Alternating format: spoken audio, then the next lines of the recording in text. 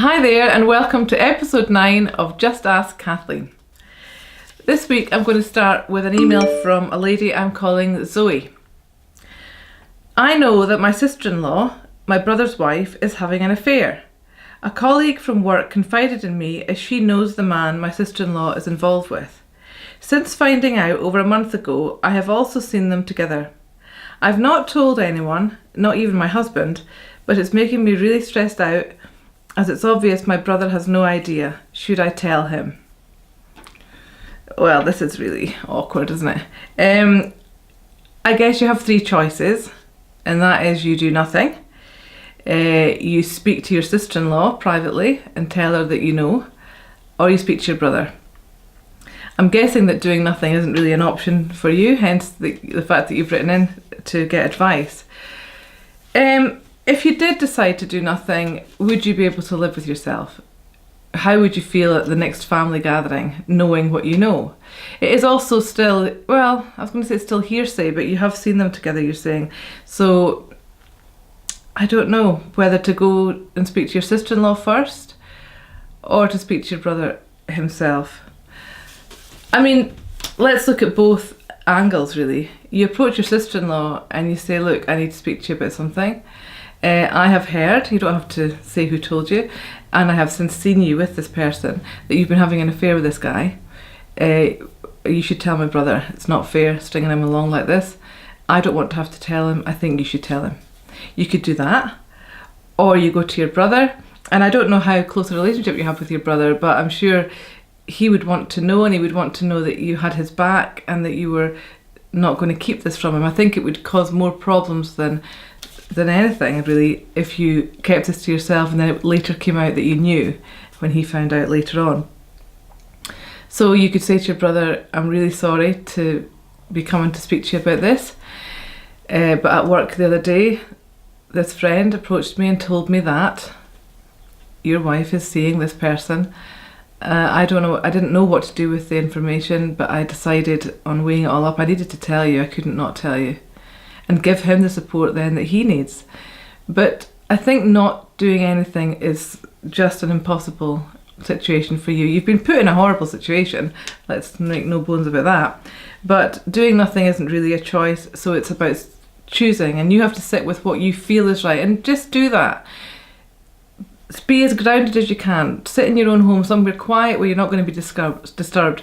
Unplug the phone, sit down.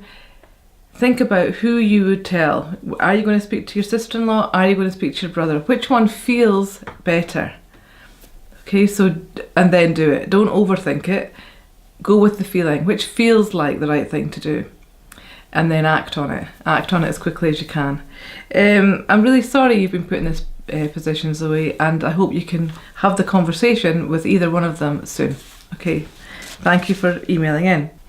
Okay, so this next email is from a lady I'm going to call Jane. My son is in his 3rd year of high school. He and his friends have told me that their French teacher is quite obviously drunk in class. They can smell the alcohol in his breath, and he sometimes falls asleep with his head on the desk. Although the kids think it's funny, I'm getting frustrated and worried as he's clearly not teaching the class when he's in this state. What should I do?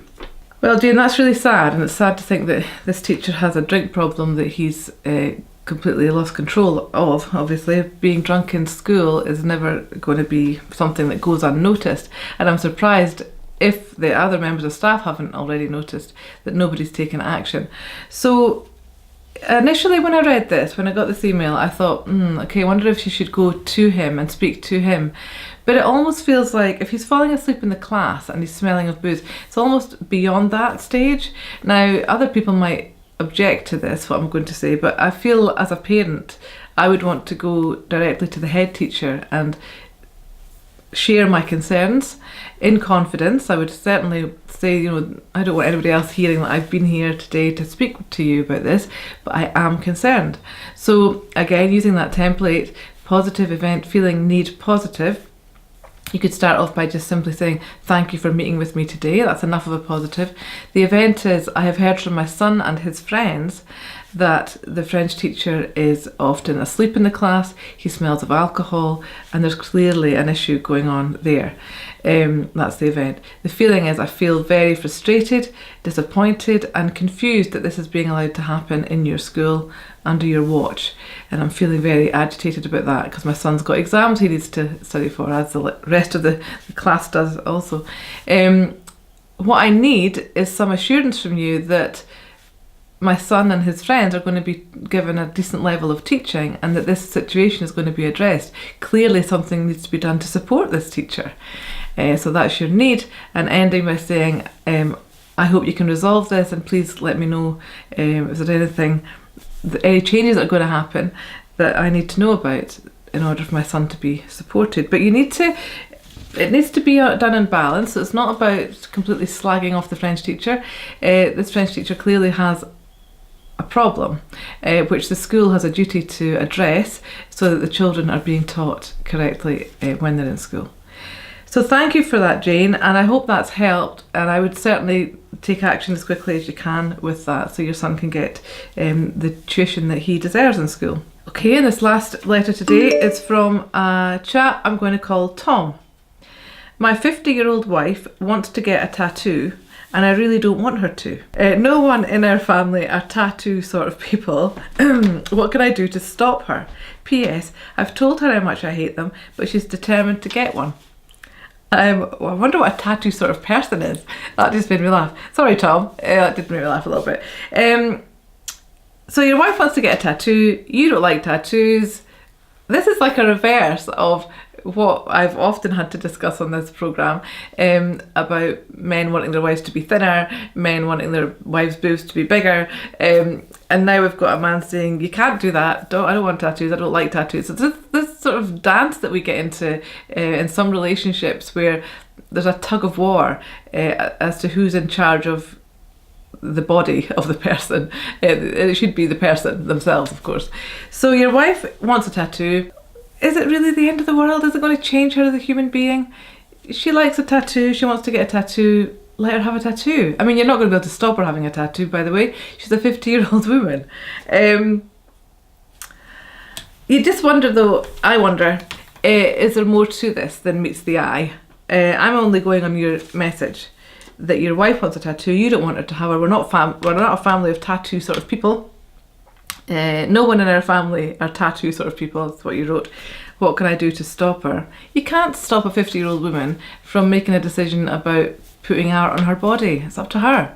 Is there an issue here where she just wants to do something for herself and you're not letting her or liking the idea of her wanting to do something for herself?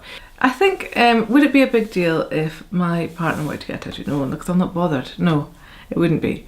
If he wanted to get a Spider-Man mask tattooed on his face, I might not love it, but even that, I wouldn't stop him from doing it. Actually, when I think about my husband with a tattoo of a Spider-Man tattoo on his face, that's quite funny. Now, you're obviously writing into me for a serious answer, so I'm sorry, Tom, if it sounds like I'm being flippant.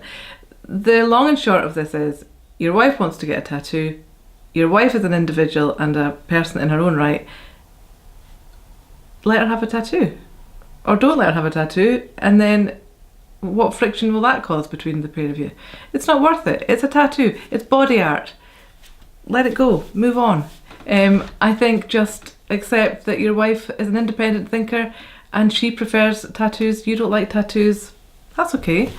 If you were a coffee drinker and not a tea drinker and she was making you drink tea, what would that do to your relationship? I mean, it's a stupid example, but you know what I mean. We're all different. We're all individuals. Tom, let your wife get a tattoo and just live a peaceful, loving life with her, okay? Thank you again for all your emails, and I look forward to seeing you next week for episode 10 and the last in the series 2. So take care, and I'll see you next Sunday. Bye for now.